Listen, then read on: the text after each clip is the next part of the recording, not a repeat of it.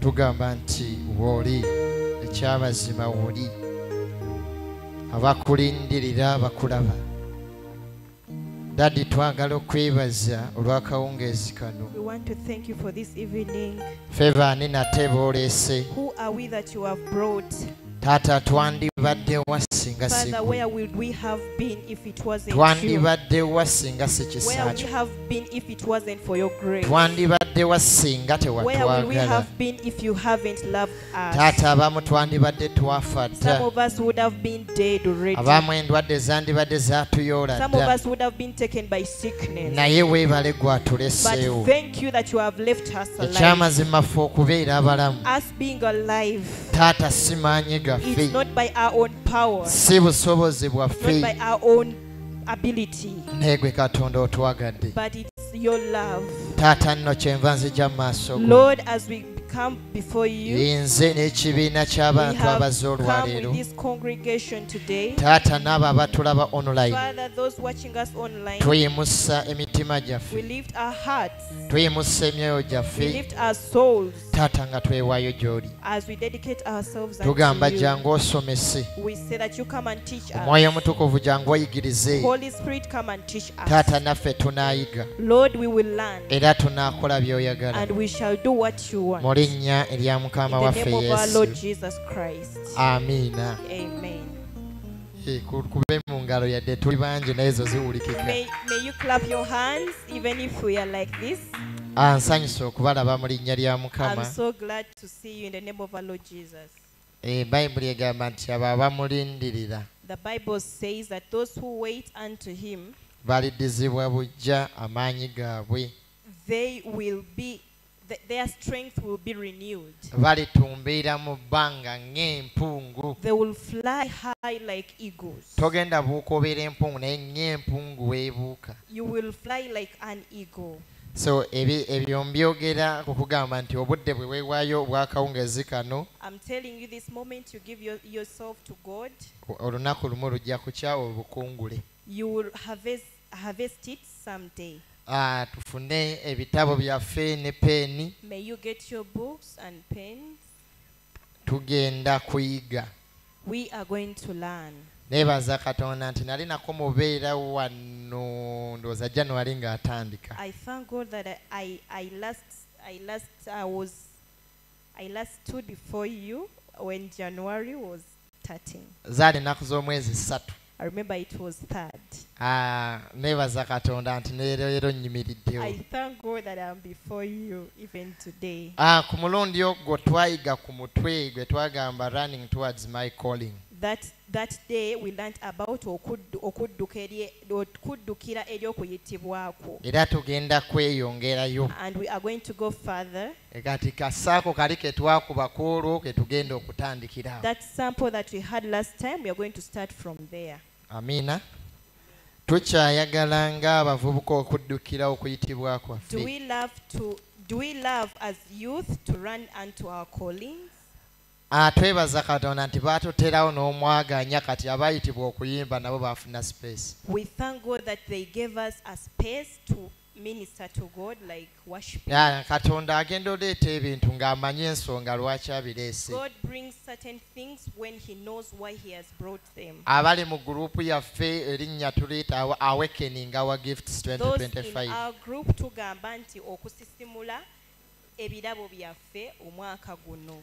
N'olwaleero twagala tutandikire awo we twakoma. And today I want us to start from where we stopped last time. Simanyi oba saako eyo tugijjukira. I don't know if you remember that circle. Twakuba saako 3 mu emu. We drew 3 circles in one.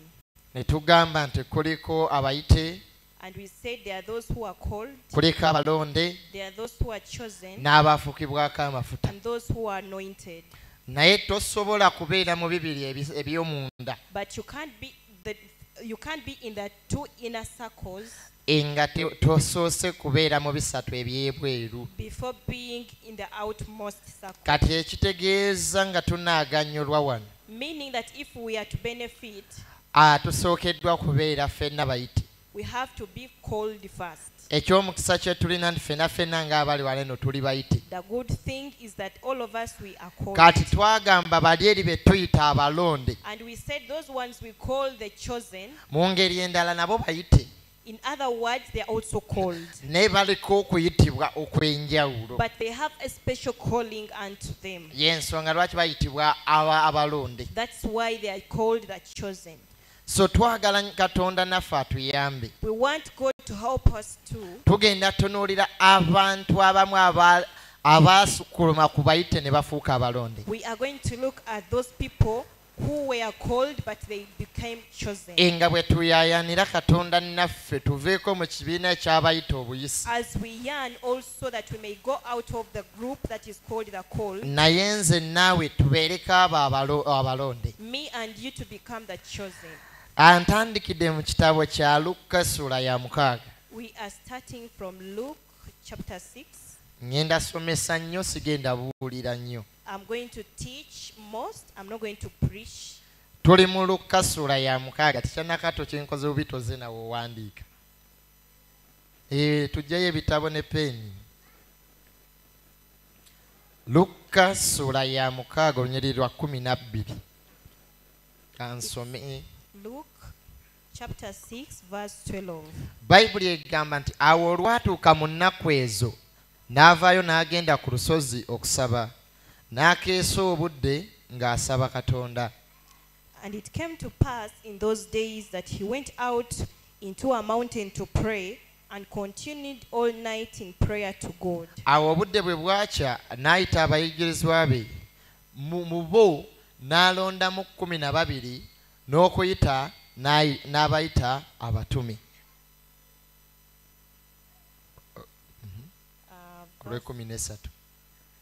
Verse 13.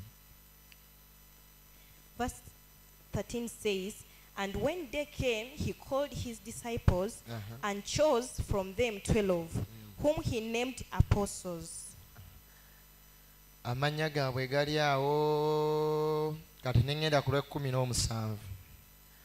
Nakka nabo n'ayimirira awatereevu n'ekibiina kinene eky'abayigirizwa be n'abantu bangi abaava e Buyudaaya yonna ne Yerusaalemi n'abaava ku ttale ery'ennyanja ey'e Ttuulo ne Sidoni abajja okumuwulira n'okuwonyezebwa endwadde zaabwe n'abaali babonyaabonyezebwa dayimooni ne bawonyezebwa.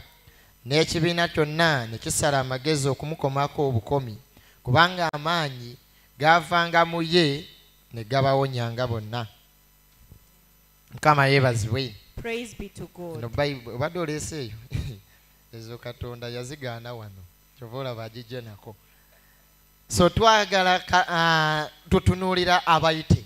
We are looking at those who are called. Abo twabatunuulirako nnyo last time naye leero tukatuconcentrating ennyo ku balonde. We looked at them last time, but we are going to look most on the chosen. Nga bwe tubasomako twagala nga bw'oba oddayo okusaba obuziiko Mukama wampitira kukola ki. As we read about them, I want you to go home and ask God, why did he call you? Oyinza obeera mu kwaya n'oyimba amaloboozi ne gagaana. But you might be in the choir when you're singing and the voices can't come naye ate out. we bakuwa omuzindalo okusomesa n'osomesa ebintu ne But when they bibaayo. give you the microphone to teach, you can teach and people get you. Bayibuli egambye nti bwe yamala okusaba The Bible says that after praying, obudde bwe bwakya ku makya when it became day, Bayibuli egambye n'ayita abayigirizwa be. he called his disciples. Bano be yayita bonna bonna. Those that he called all of them. Bayibuli egambye nti mu bo n'alondamu 12. The Bible says that he chose the 12. Lwaki alondamu 12? Why did he choose the 12 disciples? Nakugambye nti ffenna tusooka beera bayite. I told you all of us we are called. Abataaliwo okuwolonga ennaku z'omwezi 3 twakuba ssaako ng'efaanana Who were bw'eti. not around on third, we drew a circle looking like that. Osaba neighbor notes n'agikuwa. Ask your neighbor some notes, they will give you. Bayibuli egambye mu bonna bonna abaatuula ku nnyanja awo nga bamulindirira. The Bible says that of all the people who sat around the lake waiting for him, Yalondayo bali 12. he chose the 12. Bayibuli egamba nti n'abakyusa n'amannya. The Bible says that he changed their names. Abaali abayigirizwa Those who were teachers, ne bafuuka abatumi. and they became disciples. They were disciples, they turned to apostles. They were disciples, then they became apostles. Fena tubeera mu kanisa, we are disciples. All of us, we are disciples in church. Akati waliwo akaseera bw'obeerera disciple. But there reaches a moment when you are disciple. Yesu bw'amala okutunuulira n'alaba ng'oyigiriziddwa When ekimala, Christ looks at you, when you've been told, waakulonderayo n'akuwa ekisa ekirala He ekyabayita abalondeddwamu. He chooses you and gives you another special grace. Bwe tunaategeera kino ng'abavubuka When we get this as youth, nti Yesu ffenna twayitibwa, that yes, all of us were called, naye ate mu bayite mubaamuku bali abalina extra calling. but among the called, there are people who have a special calling on them. Abaaliwo bwe twatandika twawa families nga famire ya Yese. Those who were there last time, we had families. Nti family eyo yali yayitibwa kutwala bwakabaka maaso. That family was called to take this kingdom Nga forward. bonna babayita balangira n'abambejja. And they called them princes and princesses. Naye mu bo mwalimu omulonde But amongst them there was the chosen nti one. ye yali Dawudi. And he was Akati David. naffe bwe tubeera mu kkanisa wano, Even as in church, walibaawo ekisa ekyenjawulo likyaweebwa. there is a special grace someone gets from others. Naye ng'ate buli muntu osobola okuva ku kategore y'abayita obuyite, Everyone can move from that category of the called. n'okola ekyo Katonda kye yakwelondera And gwe. you do what God chose you to do. Mukama yeebazibwe. Praise be to God. Bano 12 yatuuka ate n'alondamu abasatu. These 12 apostles, God chose the 3. Ne buli mutendera Katonda gwakutuusaako Every step that God takes you to, gy'akoma okukweyanjulira, that is how he introduces himself to you. gy'akoma okukwebikkulira. The more he reveals himself to you. Nabagambako wanneeno nti ekibiina kirya mmere. I told you a group eats food. Bayibuli esomesa n'egamba Yesu n'agamba abayigirizwa The be Bible says that Jesus told his disciples, bano 12 the 12 apostles, nti mwe mulina omukisa, that you are blessed, kubanga bino eno mwe biba bikkuliddwa. that these things are revealed to Bali you. eri abalala mbibagamba mu ngero, Others he was telling them in Proverbs, naye mwe biba bikkuliddwa. but they have been revealed Ekyo unto kiri mu you. Makko ssuula ya 6. It's in Mark chapter 6. Akati buli we weeyongera okusemberera Katonda Every time you draw yourself closer to God, n'ovaako eri mu kibiina, and then you depart away from the crowd, ayanguwa mangu okukufuula omulonde we. he comes and makes you a chosen one. Naye bw'osigala ng'oli mu kibiina eno, But as long as you stay in the group, yes oli muyite, oli mulokole, yes, you are called, you are saved, you're born naye again. ate kye yakuyitira olabika tonnakituukako. But the reason why he called you haven't reached that level. Kubanga balonde be basookayo amangu mweno saaka eyabafukibwako amafuta. Because the chosen one, they go immediately into the anointing Akati ffe group. twagala Katonda we tuba twalokoka, So we want God, if we became born again, twenyigirize tuyingireko mu kibiina kino eky'abalonde. let us squeeze ourselves into this group of the chosen. Agamba nti abayite He bangi, says that many are called, naye abalondemu batono. but the chosen are few. Naye njagala kugamba singa tufuna omukisa ne tugwa mu balonde, I want to tell you, if you get a chance, we go into the call. waliyo ebyama bingi eby'obwakabaka bye tusobola okumanya There are so many secrets or mysteries of heaven that you ng'abalala bali can know, tebabitegedde. when others in the crowd, they don't Akati know. ki ekitubeezesa eno mu kibiina at So first, what makes us to be in this first group ne tubeera eno mu bayite, when we are in the call? eyo atuteekayo olw'ekigendererwa He puts us there for a bwe purpose, bayita okuyigirizibwa, to be taught, kuba amanyi gwe omulonde because he knows you the chosen. agenda kuteekako ekisa ekirala He is going to put another grace on you ekiyamba abantu bano abayite to be. help the others in the crowd. Akati gwe alondeddwa So you the chosen, asooka n'akuteekako mweno kiraasi y'abayite, he first puts you into this group of the called omanye ekiraasi eyo abantu baamu bafaanana to batya. know the kind of people in that group, how do they behave. oyige engeri gy'onaayimiriramu mu kifo ky'obulonde. and to learn how you're going to stand in the position of the chosen. Nabadde nteeseteese nga tugenda tunuulira omusajja ayitibwa Akimaazi. I had prepared when we were going to look at Achimaaz, Naye simanyi oba obudde bunaŋŋanya naye kankiroboleyo. but I don't know if time will allow me. Simanyi oba ffenna twasoma ku Akimaazi. I don't know if you all read about Achimaaz. Tomumanyi. She doesn't know. Akimaazi ono yali mu ggye lya Yowaabu. Achimaaz was one of the army men, ng'ali mu ggye lya kabaka Dawudi. and he was serving King David.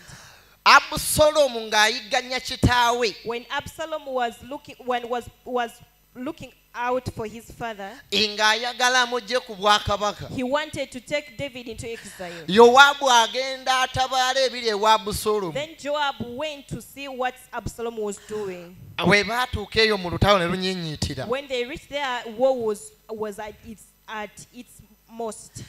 Yowaabu bwe yalaba nga Abusalomu attiddwa.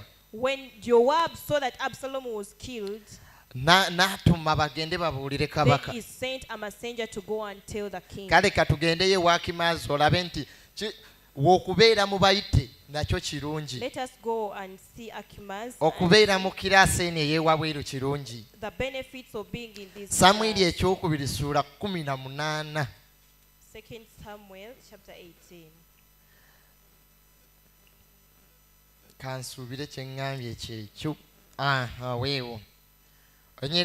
Ojja kwesomera kuva lwa 19 emboozi mpanvu.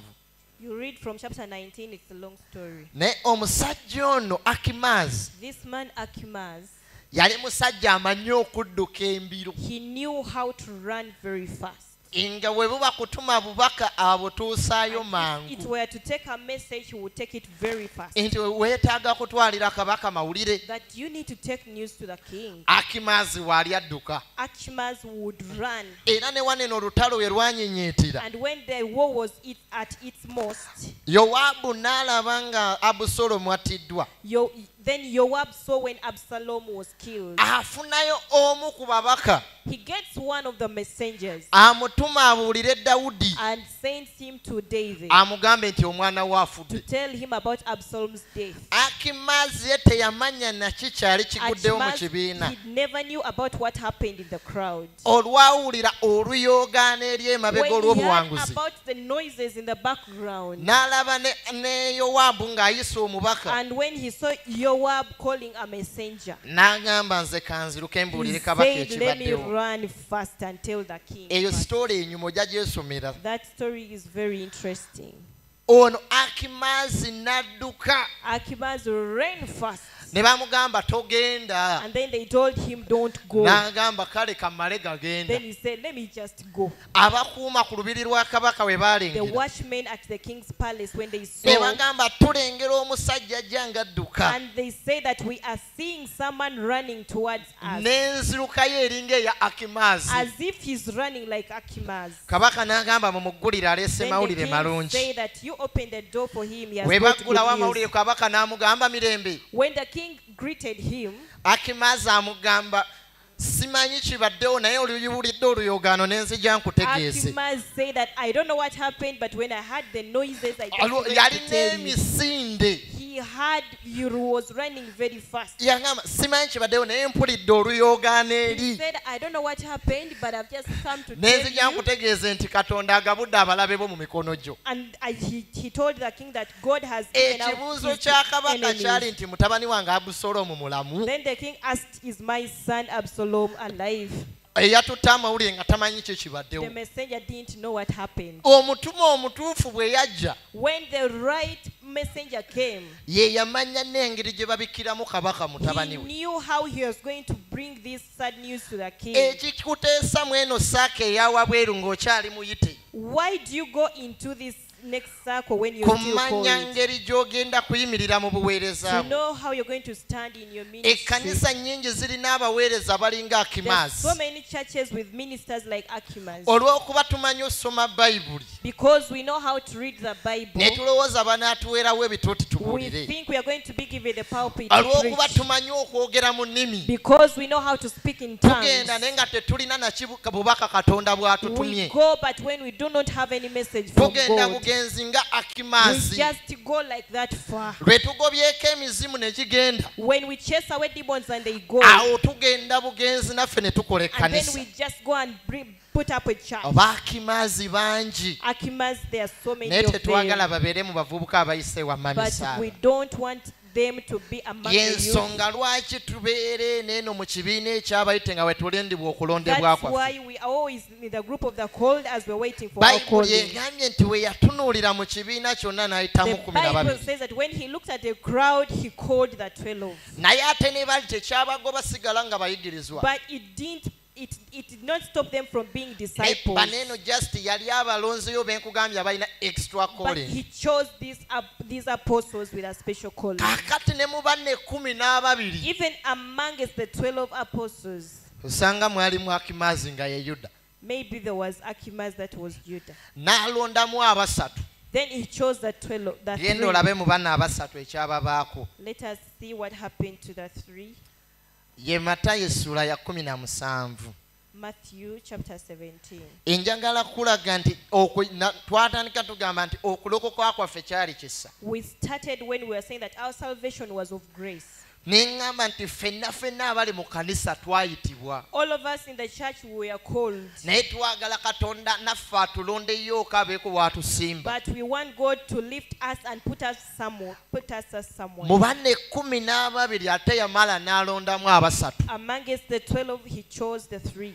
naye nnakugambye nti buli levo gy'ovaako katonda ng'akutwala I told you- gy'ayongera okukulabikira Every level that you move from to, that God reveals himself to you. gy'ayongera okukwebikulira n'omutegeera He eby'omunda reveals himself to you and you know exactly what abaaliwo is ku olwo nagamba nti tunoonye nnyo ky'omutima gwa katonda kye gwogera eri obulamu bwaffe That day I told those who were around to look for God's heart.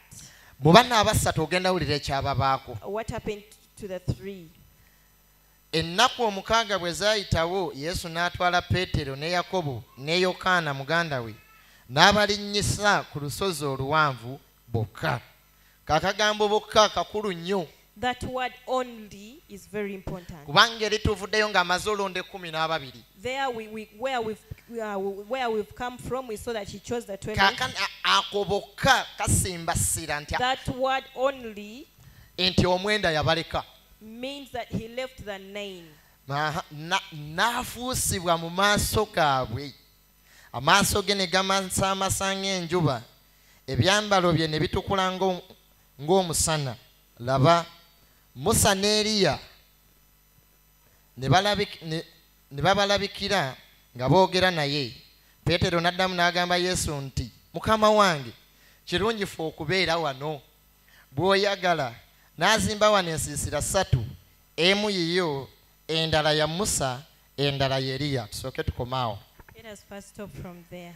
abanna abasatu abalondeddwa ate mu 12 The three chosen ones from the 12, katonda yesu be yeebikkulira n'abagamba embala yange entuufu kati yeeno God revealed himself to the three and told him, this is my real image. akati ne kano oba owandiika kawandiike You write this if you were to write. kitwalayo leve ey'enjawulo katonda okukwebikkulira It okumumanya takes a special step or level for God to reveal himself abali to eri you. mu kibiina eneeno ewasookerwako eno Those ones in the crowd where we started from, tagenda kubeebikkulira nga wano ebikkulira bano he wano is not going to reveal himself to them as he revealed himself to the baneeno three. abaatwala levo ne beeyawula ku kibiina Those who were separated from the crowd, abaayawulibwa ku kibiina they were separated from the crowd.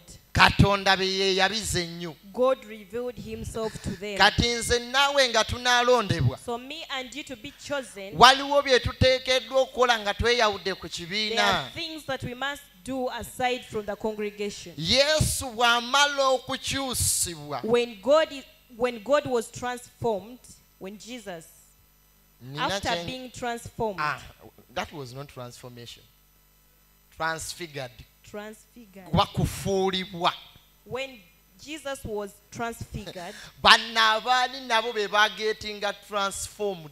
these three, they got transformed. Oba kyotegedde papa? Jesus was transfigured. Yesu yakyusibwa. Those who were with him were transformed. Abali wamu naye Ne bakyusibwa. bakyusibwa. Akati omulonde So a chosen one akyusibwa. is transformed. Abatakyafaanana bali abalokola abalala. Doesn't look like the other born Yes, again. tubeera mu kanisa. Yes, we are in the church. Kino ngenda kyogera temukigaana. Let me tell you, you're going to relate to Y'ensonga lwaki this. abasumba batuula eno. That's why the pastors, they sit Tebafaanana aside. kibiina kiri. They are not like the congregation. Abasoma Bayibuli ne batuula eno. And those who read the Bible, they are here. Balina special calling on They them. have a special calling on them. Banno abantu bwe baamala okufuna enkolagana eyo ne Mukama. When these people got this relationship Ne with God, balaba Yesu ng'afuulibwa. they saw Jesus being transfigured. Bo ne bakyusibwa. And then they were transformed. Olabirawo okukyusibwa kwabwe. Where do you see this transformation? Bayibuli egamba Eriya ne Musa ne The babalabikira. Bible says that Elijah and Moses, they Bwe came to baamala them. okukyusibwa. After being transformed, Teri yabagamba nti ono Eriya. no one told them about their Teri identity. yabagamba nti ono Musa. No one told them about Moses. Ne baali bambadde ekisa ekirala. But they were putting on a special Ekisa calling, ekyawula ebirala. a special grace that was differentiating things, Ekibiina kye baalese eri kye batayinza na kulaba. which the other congregation they couldn't see. Akati gwe muvubuka munnange. So youth, Katonda bw'akuyamba n'akulondayo. when God helps you and chooses you, Mwekwateko alina n'ebirala by'ayagala hold akulage. on to him. He has so much to reveal to you. Musa Katonda yamweziikira. Moses was buried by God. Eriya yatwalibwa mpewo. Elijah was taken by the wind. Ne bakomawo ku lusozi. But they come back to the mountain. Abantu banna baali bamaze okukyusibwa. After being transformed, Ne bategeera nti ono ye Eriya. the three apostles knew Elijah. Ne bategeera nti ono ye Musa. They knew this is Moses. Waliwo ebyama eby'abalonde. There are mysteries of the chosen. Nga abayita obuyisi tebagenda bimanya. When those who are called, they will not know about them. Dewo kitegedde ekyo. They would not know Waliwo that. ebyama nga byabalondemu. There are mysteries or secrets of the chosen. Naye ate ffenna twetaaga tubimanye. But all of us, we need to know. Nagambye nti tukabire nnyo Katonda tudduukirire okuyitibwa I kwaffe. told you, let us cry unto God so that we can run unto our calling. Ebyama bino eno byamuleetera omulamu yanyumya n'abafu. The living was talking to the dead. Waliwo emboozi eza Yesu nga z'abalonde bokka be bajja There ozitegeera. are some conversations with Jesus, only the chosen one will Abafu will balabikidde understand. abalamu. The dead were revealing themselves to the living. Emboozi n'ekwajja. Then there was a special conversation. Abatono abaalondebwako The few that were chosen from the other one, be baagimanyako. they knew about Kuba bwe it. baali bavaayo ku lusozi yabagamba. Because when they were coming down from the mountain, Temubabuulirako bali bye he mulabye. told them not to tell others what they saw. Ebineno byammwe eno. This is only for you. Mwabaweereddwako ekisa You okubimanya. have been given this special grace for you to Tolaba know. ng'ogwo omukwano nze naawe tugwetaaga ne Don't Yesu. you see that we need that special love? Naye guliko omutango oguweebwayo. But there is something that you have to do. Tegujabuza okumanya nti Eriya yagikiddeko ku Yesu. It doesn't just come that Elijah came to you, Nti amaaso g'omusajja ono we mugalaba si bwe gali. that you see his eyes, they are not like that. Bayibuli egambye n'akyusibwa amaaso ne The gamasaamasa. Bible says that he was transfigured and his eyes were Awo shining. Yesu yali abatutte kubalagako the true character of him. Jesus had taken them to see his true nature. Omanyi kalakita y'ekibiina gye bamanyi? Do you know the character that the congregation know? Yesu agaba emmere. Jesus gives out food. Endwadde aziwonya. He heals the sick. Abaliko emizimu bugigenda. Chases away demons. Ate waliyo abalala bagamba ne munda nfaanana bwe nti. But there are others that he tells that inside of me I look like this. Beebo abaliko okuyitibwa okw'enjawulo. are the chosen ones. Kyetwagamba nti abavubuka tukaabirire omwaka guno. That's why we say that youth, let us cry unto God, Okuyitibwa okwo okw'enjawulo kuveeyo. so that this special calling can come Tumanye out. ki Katonda kye yatuyitira. To know why God called us. Bw'aba yakuyitira kuyimba ajja kukulaga ennyimba ziri zennyini If God called you to worship or to praise, He will show you that the song eziva ku mutima gwe. that comes from His So heart. Bayibuli egambye nti bano ne bagamba tuteeke wano ensiisira. The Bible says that these people were suggesting to put some hearts. Awo ekyennaku nze kye nasanzeewo What was absurd, kwe kugamba nti temubabuulira bali. it was when Jesus cautioned them not to tell the others. Waliwo emboozi ddeewo gy'osobola okufuna ne Mukama. There is a special conversation you can have with God. Olw'okuba you have a special calling. Because you have a special kubanga olina okuyitibwa okwenjawulo. Ng'abeebweru eri tajja nakuganya gibagamba. When others from outside, He will not let you tell them. Bayibuli egamba bwe baava ku lusozi. The Bible says that when they came down from the mountain, Kansome olunyiriri olw'omwenda 17 Matayo. let me read verse 9. Bwe baali nga bakka ku lusozi, Yesu n'abalagira ng'agamba nti temubuulirako muntu bye mwolesebbwa okutuusa Omwana w'Omuntu lw'alimala okuzuukira mu bafu.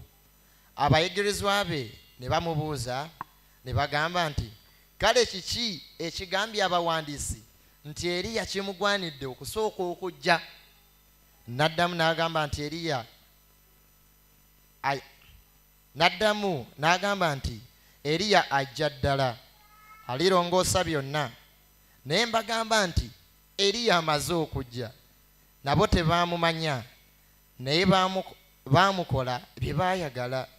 Bw'atyo n'Omwana w'Omuntu alibonyaabonyezebwa. Awo abayigirizwa ne bategeera nti yayogera nabo ku Yokaana Omubatiza.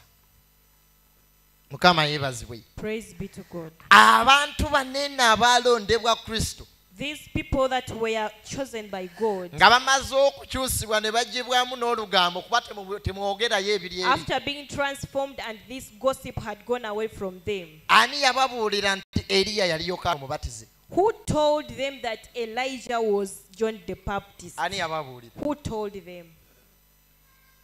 Leo. Ani yababuulira nti Yokaana Omubatiza ye yajjanga Who Eriya? told them that John the Baptist came as Elijah?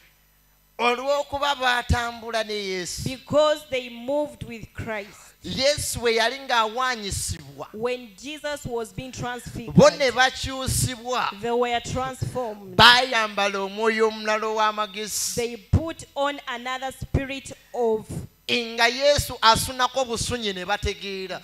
Jesus was just getting from their Si bye ebiri knowledge. eri mu kibiina eky'abadisciples They were not abayitirivu. like those ones in the cold. Banno abasatu bokka abaaliyo mu kukyusibwa These special three that were there during the transfiguration, be baamanya nti Eriya yamala dda okujja. they knew that Elijah already came. Bali omwenda The tebaakitegeera. 9 they didn't know. Era bayinza n'okufa okuba nga baafa tebategedde nawo. Maybe they even died when they don't Naye banno know. abasatu abaalobebwayo ne balondebwa, But these three that were hooked, abo be yawa okutegeera ebyama by'obwakabaka. he gave them knowledge of the kingdom of God. Be yawa okumanya ki kyennyininyini He kyali. gave them the true knowledge of Him. Nange nsaba tumanye omutima gwa I Katonda. pray today that we may get to know the Nga bwe heart of tusaba Christ. Mukama atulondeyo eri mu kibiina. As we pray God to get us away from the crowd. Ekibiina balya mmere. The crowd, they feed on Naye food. abalonde baba n'enkolagana endala ne Mukama. But the chosen, they have a special relationship with God. Abalonde ajja genda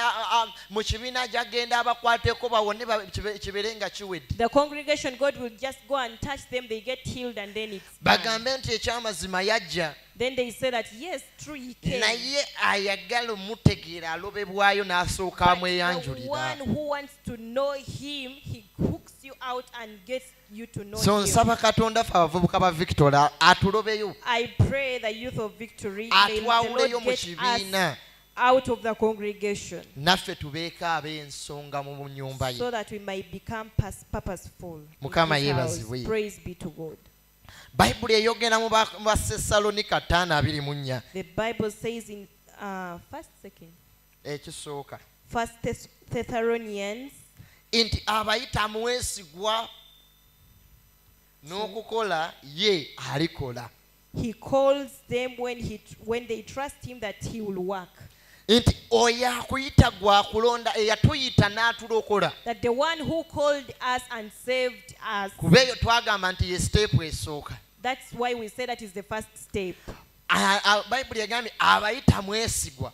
It says that he who calls you is faithful. Akati n'okukola alikola ekyo kye yabayisa. And he will do what he called you to do. Maybe ekikyansibye nze okufuuka ng'oyo. What is stopping me from being that person? Omulonde oteekeddwa obeera ng'okyusiddwa. The chosen one must be transformed. Ng'olugambo baneno ndowooza baalina olugambo olungi ababagamba These temubyogera. people, I think they had so much gossip, and that's why he cautioned them. Bye mulabye musirike kye. What you've seen, don't say. Abamu tubaako bye batugambye ne twogera. Others, they tell us some things and then we tell Olowooza others. lwaki Yesu abagamba basirike? Why did God caution them not to tell anyone? Olowooza ali tayagala bamumanye bali? Do you think he didn't want others to know? Yesu beebikkulira si bangi. Jesus doesn't reveal himself to so many people. Abanyumya naye emboozi ez'obuziba si bangi. Those who speak to him deep inside, they are not so many. Naye abo bokka abeewaddeyo okukola by'ayagala. But only those who have dedicated to do what he wants. Ekyo nno nakugambye kigenda tutwazisaako omutango oguzitowako. That we say that we must do something that is a bit heavy. Mu byo mubaamu okwereesa okulya.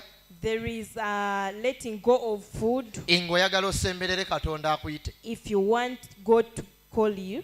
Mu byo mubaamu ate okumuwayooko ne ku budde obw'enjawulo. He needs you to give him some special time. Emboozi ye baneno baamuwa ekiseera ekyali ekiwanvu. These people, they gave Jesus most of their time. So nga naffe tunaava mu kibiina eky'emmere obumere. So for us to go out of this congregation of food, Yesu agaba obufumbo, Yesu agaba abaana, kituufu nnyo. Jesus gives husbands, Jesus gives miracles. It's true. Naffe twagala tumutegeere y'ani. But we want to know who God is. Yesu bwe yatambula ne Peetero ebbanga eriwera. When Jesus walked with Peter for a long time, Bayibuli yeegamba akaseera ne katuuka n'ababuuza abantu bampita babatya eyo gye muyitambulira. Jesus asked Peter or the others that what name do people call me where you go? Peetero n'amugamba abamu bakuyita nabbi. Peter then said that others, they call you the prophet. Abamu bakuyita Eriya. Some called you Elijah. Abamu bagamba ye Musa. Some call you Moses. N'ababuuza ate mwe mumpita Then muti. he asked them, what name do you call me? Omusajja ono yali amaze okutegeerako ki Katonda kyali. This person who had got to know what God is. Wano waasunirako ekyama kye yalaba eri. Then he got one of the secrets or mysteries that he got from N'agamba there. ye gwe mwana wa Katonda And then omulamu. he said that you are the son of the living God. Bayibuli egamba Yesu n'amugamba ekyo tekikubikkuliddwa mmere. The Bible says that Jesus said that it is not Omusaayi revealed n'omubiri to you. tebisobola kubikkulira ekyo. This is not revealed to you by flesh and blood, Naye Kitange ali mu ggulu. but by my Father in heaven. Ne baali bonna They n'amutegeera. were together, and then Peter got to know Bwe Jesus. tunaamala okulondebwa ne tusembera ku lusegere lwa Kristo. When we become called, when we become chosen, and when we become Nekano- closer to God. Olaba banene abali mu kasaako kafe akookusatu. Do you see those people in the third circle? Era tosobola beera mu kakusatu nga toli mu kana akookubiri. You can't go to the third circle without being in the second one. Tosobola beera anointed nga toli mulonde. You can't be anointed when you're not chosen. Be yalonda Those who he chose, baafukako amafuta. he anoints them. Mukama yeebazibwe. Praise be Kati to God. bwe tunaayaanira ne tuyimba amafuta gampe. Even if we yearn and sing, give us the anointing. Amafuta ajja kubwako obusammambiro bw'ab'ekibiina bwe He bafuna. will give you little which the congregation they Naye gwe get. eyeewaddeyo But when you dedicate yourself, ajja kulonda. he will choose you. Otuuke okwogera nga Dawudi nti afuse amafuta ku mutwe. Then you'll sing like David that he has Ekikompe anointed my kyange head. kijjudde. My cup is filled. Mukama yeebazibwe. Praise be to God. Akati nzizayo ku eri pointi. So I've gone back to the other point. lwaki tuteekeddwa okusooka okubeerako eri mu kibiina eky'abangi? Why we are supposed to first be in the first congregation. nakugambye nti tusooke tuyige, I told you to first learn. tusooke tusomesebwe. To first learn. yagenda yesanyu okulondebwa kuno abamu nga wagambye kuva buto tujja nakwo. Being chosen, as she said, we are born with it. Musa azaalibwa nga yalijjayo abaana ba Isirayiri gye eri gye baali. Moses was born when he was to deliver the Israelites from bondage. akula n'akulira mu lubiri abeere mulangira. He grows in the palace to be a prince. akati njagala nkubuulire lwaki oteekeddwa obeerako eri mu bayite. So I want you to know why you should be there in the cold. kati nze naawe ababadde n'omuliro ogw'okuweereza oba ogw'akatuuti tusooke tugusale tumanye nti wabaawo ensonga. Me and you, if you wanted to minister at the pulpit, we should Musa first aliko okuyitibwa okw'amaanyi. Moses had a special calling on him. era alondeddwa y'anaakulembera abaana ba Isirayiri okubaggyayo mu nsi And ensozi. he was chosen to deliver the Israelites from bondage. olunaku katonda lwe yamuteerako abeewaabwe bw'ati. olunaku katonda lwe yamulagako abeewaabwe. When God revealed his people to him, anti yava mu lubiri n'atambula n'asanga omumisiri ng'akuba he omuganda we. came from the palace and found this Egyptian beating an Israelite. bayibuli egamba we yagenda okutaakiriza When he went to save, yatta busi. he just killed. oyo Akimaazi wakubiri. That is the second oli Akimaazi Akimaazi. tamanyi kyakukola. The first Akimaazi doesn't know what to do. ono ekyokukola akimanyi The second one, he knows naye what to tamanyi do, bwe bakikola. but doesn't know how to do it. kati katonda kyakola yamusindika Midiani emyaka 40 amalala. So God sent him to the desert for more 20 years. 40 years. kubanga Sorry. atta omumisiri nga wa myaka 4. Because he killed the Egyptian when he was 40. ne bamusindika emyaka emirala 4 Midiani. And he was sent to Midian for more 40 years. tukaabirire katonda nga tulondebwa tukyuse embala. Let us cry to God if we are being chosen that we change character. era mwasoma story ya Musa bwe yatuuka Midiani ku luzi. Did you read about that story when Moses went to the well? ekyamujja Misiri busungu. What made Moses to come out of the palace? It was anger. katonda amulonza amukulemberera abantu bano. God had chosen Moses to lead the people, naye tajja sobola bakwata olw'embala. but he doesn't know how to handle them because of yensonga character. lwaki kugambye wali Yesu we yafuulibwa bano baakyusibwa. That's why I told you when Jesus was transfigured, these others were bwe transformed. yatuuka ku kidiba eri ewa Yesero nga When banywesa he endiga. went to that well of Jethro, nzoke mmaleyo kano dde oyogere. Let me ate first finish. abasumba abaali basumba oli omu abawala ate yakuba bakube nabo. those people who were looking after the shepherds, he just beat them. katonda n'alyoka amuwa training ku ndiga emyaka 40. Then God trained him for 40 years. n'amugamba londanga endiga zino eno Then he said, rear these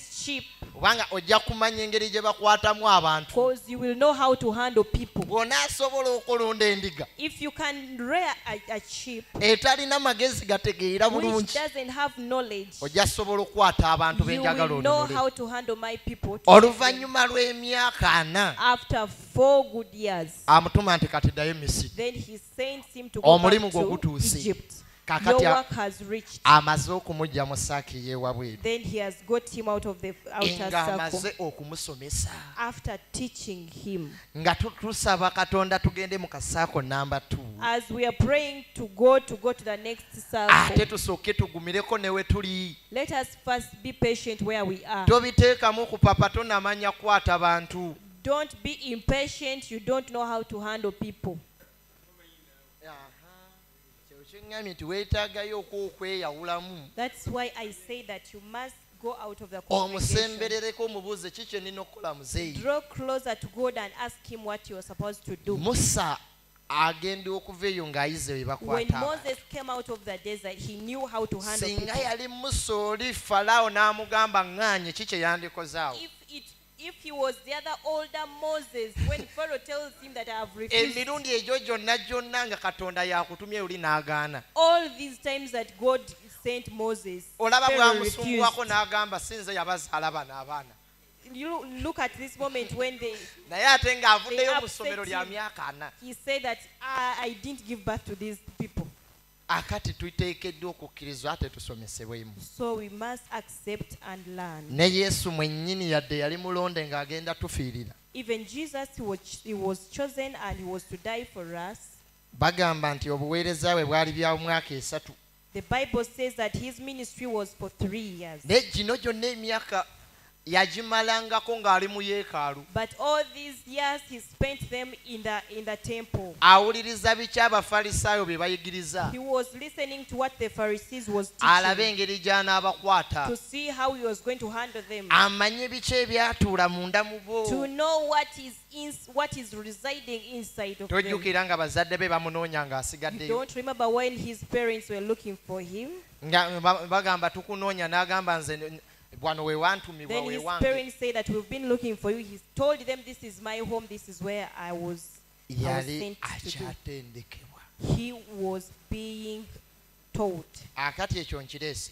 That I've brought. Abamu tuyinza okuba nga twalondebwa tuliko okuyitibwa okw'enjawulo. Some maybe we are called and you have a special calling. Naye ng'ekiseera kyako to be exercise tekinnatuuka. But when time has not yet come for you to exercise, Lindirira Mukama ku kiseera kijja tuuka kujja vaayo. wait unto God for the right time. Tokikaka Don't force it. ojja kutta Musa. You will just kill like Moses. Mutu olaba ne Dawudi kabaka. You just see David the king. Okuyitibwa kwe kwali ku kyolowooza. What was his calling? Kulwana ntalo. To fight battles. Bamuteeka mu nsiko. God puts him in the bush. Yali mu training sebo. He was in the training. Nti nalwananga n'amalubu n'empologoma. Then he says that I was fighting with bears and lions. Ate ono Goliath. And look at Goliath. Baneno abaayigira ku Goliath abaakola mukyaka baganda be. Those who had come to fight against Goliath first, his brothers, Tebaayinza.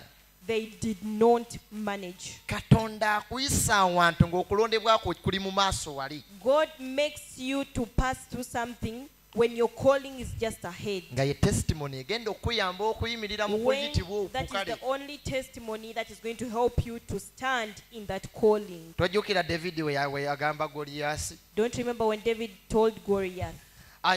Yagamba Sawulo nti nali nga mu ttale eyo. He said to Saul that I was there in the bush. Nga nkwata empologoma n'enziyuza. I would tear lions apart. N'enzijjamu omwana gw'endiga. And I would rescue this lamb. Ate ono Goliath ayimiridde And kasozi. who is this Goliath standing before us?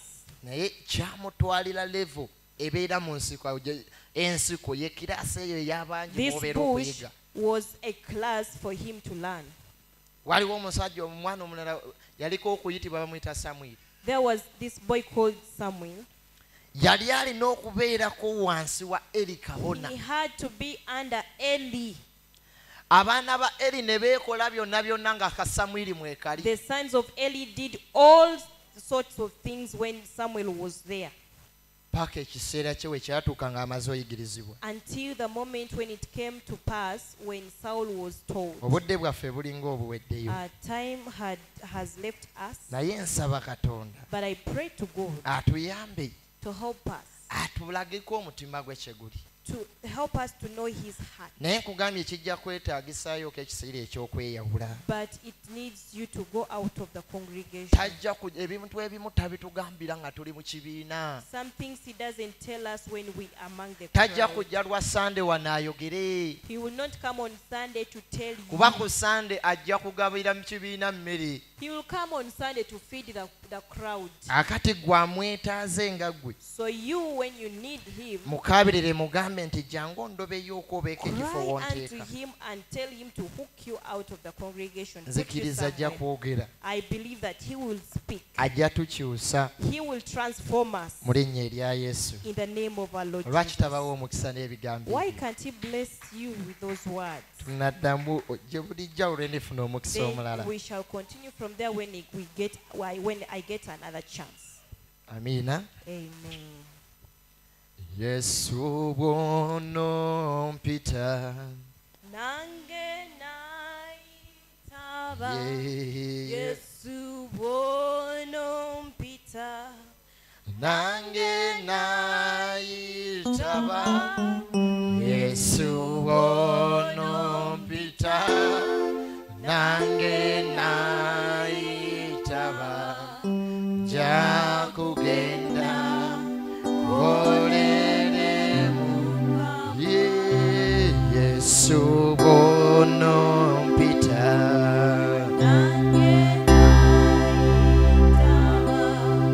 Yesu ono mpita nange nayitaba Yesu ono mpita nange nayitaba nja kugenda kolere omwoyo ono mpita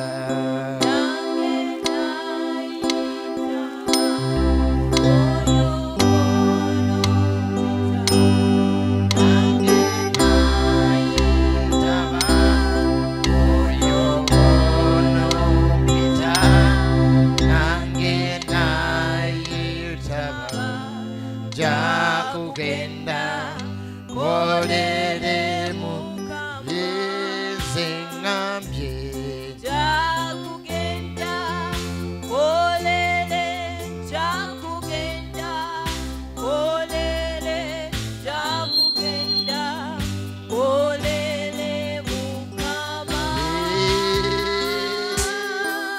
Jakugenda kolere Jakugenda kolere Jakugenda kolere yezengambye Jakugenda kolere Jakugenda kolere Jakugenda kolere mukama Jakugenda kolere Jakugenda kolere Jakugenda kolere yezengambye bwentyo kolere Jakugenda Jakugenda kolere mukama Jakugenda kolere Jakugenda kolere Jakugenda kolere mukama when he calls me I will answer when he calls me I will answer when he calls me I will answer I'll be somewhere walking for my voice I'll be somewhere walking I'll be somewhere walking I'll be somewhere walking for my Lord I'll be somewhere walking I'll be somewhere walking I'll be somewhere walking for my Lord I say walking somewhere walking I'll be somewhere walking I'll be somewhere walking for my God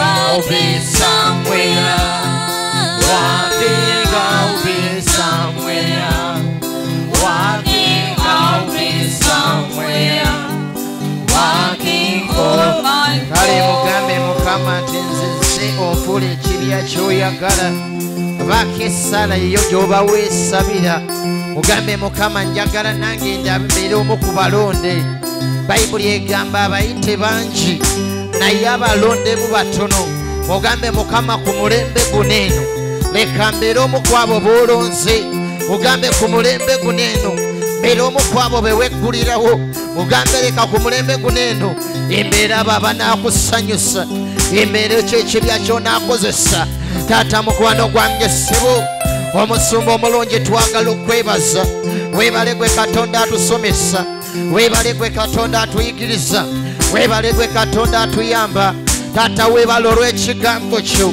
taata weebale kubanga otwagala taata ani yatulokola singa segwe ani yandindokodde singa sigwe ani yandituyambye singa sigwe taata n'omukwano gwange ssebo olwaleero tujja mu maaso go taata ng'abavubuka tubadde n'ebyokwekwasa tubadde mu kamfati zooni nga tugamba we tuli tumala nga tugamba kye tuli kimala taata tulina okuyitibwa okw'enjawulo taata bayibuli yogera n'egamba nti nga we mwaweebwa ebirabo eby'enjawulo taata buli muntu akole ng'okuweereza kwe we kuli taata abamu kufa ssebo tubadde tetunamanya tubadde tetunategeera taata kye watuyitira okukola kye wampitira sikimanyi taata naye olwaleero nzijja maaso go kitange nga tukweyabiza tugamba jangu otuyambe kye watuyitira okukola tukimanye taata tuyambe tukumanye taata tuyambe tumanye omutima gwo tutumanye entunnunsi z'omutima gwo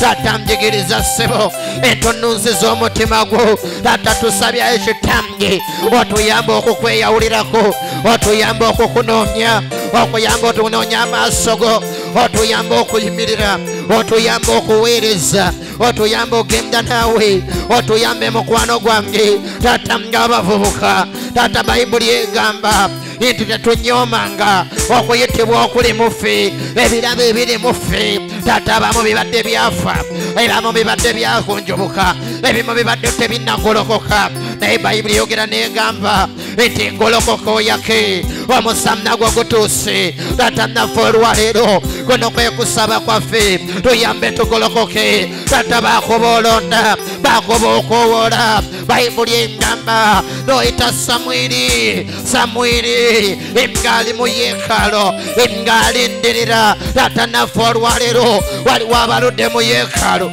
nga tebamanyi kyakola taata tuludde wano tetumanyi kyakuweereza naye olwaleero ssebo baakwaga obikkulira baakwaga oyamba okuweereza kwe baakwaga oyamba okuyimirirwake baakwaga oyamba Mukama baakwaga omanyisa ssebo Dawudi ayogera n'agamba nti onyambe okubala ennaku zange manye bwe zinaabeera taata naffe tuyambe okutegeera obuweereza bwaffe taata tuleme kutagala taata tuleme kuzunga taata tuyimirire ngaawo nga ne waba tebatugambye olw'okuba bwe buweereza bwaffe taata nga tubukola n'omutima olw'okuba bwe buweereza bwaffe taata nga tubukola n'omutima abamu tubadde tugayaala ate nga bye tugira si bwe watuyitira taata Mukama tuyambe taata tuyambe otuzuule ewayita Dawudi yali alina beera kabaka ng'ali mu nsiko taata n'omunonayo taata olunaku lwakya n'ojjukira Musa n'addayo n'akulembera taata baakuba okimayo ababadde mu nsiko ssebo lwaleero tukola endagaano naawe ssebo nti tusalawo okuweereza gwe taata ky'onaatugamba okukola kye tunaakola taata twewaayo okuleka ensikululwo taata twewaayo okuleka ebyensikululwo twewaayo okuleka ebyensikululwo taata tukola endagaano naawe nti tunaagoberera gwe tunaagendanga naawe tuneekwatanga ku gwe ky'onaatugamba kye tunaakola taata twewaddeyo okugonda taata tuyamba okugonda okuyita kw'otuyitidde taata tuyamba okugonda eryokulonda kw'otulondedde taata tuyamba okugonda erinnya lyo bwe linaayimusibwanga erinnya lyo bwe linaawanga ekitiibwa taata kubanga olisanidde tukwebaza n'olwakawungeza akaliro kubanga oli Katonda omwesigwa.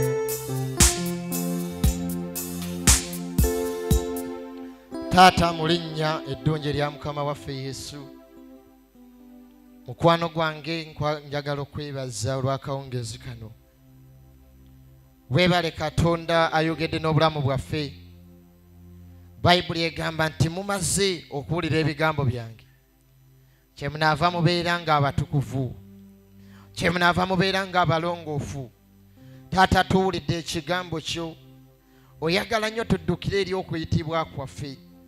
Taata abamu tubadde wabweru nga tosobola natulaba. Taata mukwano gwange ssebo abamu tubadde twebaka, abamu tubadde twagayaala, naye olwaleero tujja mu maaso g'omukwano gwaffe omwesigwa. Taata kabaka w'abakabaka abamu tulina ennyonta, tulina okuyaayaana n'ekye tuteekeddwa okukola mu maaso go tetunnakiraba, kye tuteekeddwa okukola mu nnyumba yo tetunnakiraba.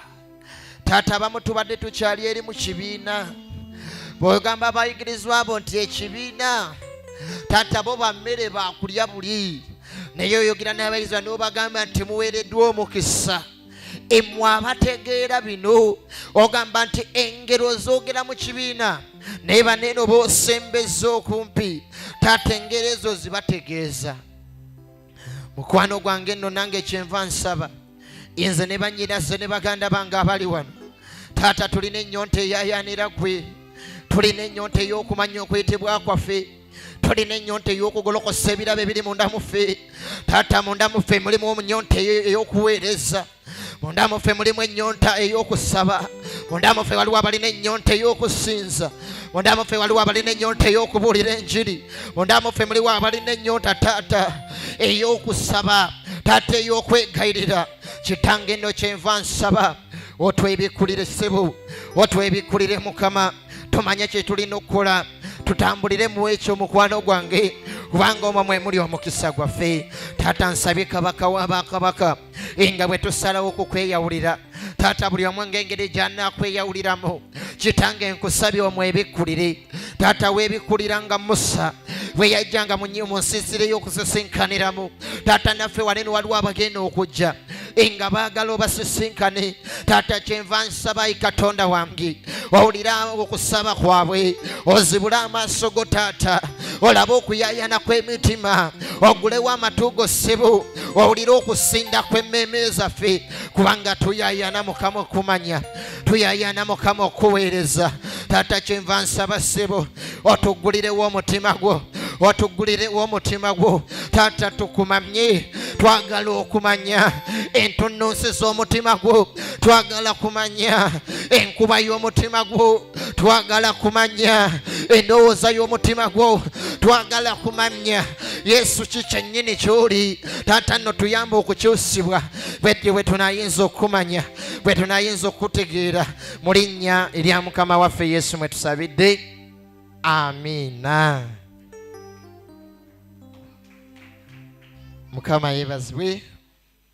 Ebirango 2 ku Lwomukaaga tulina ekyoto nga tusimanyi ku Sande tulina oweereza.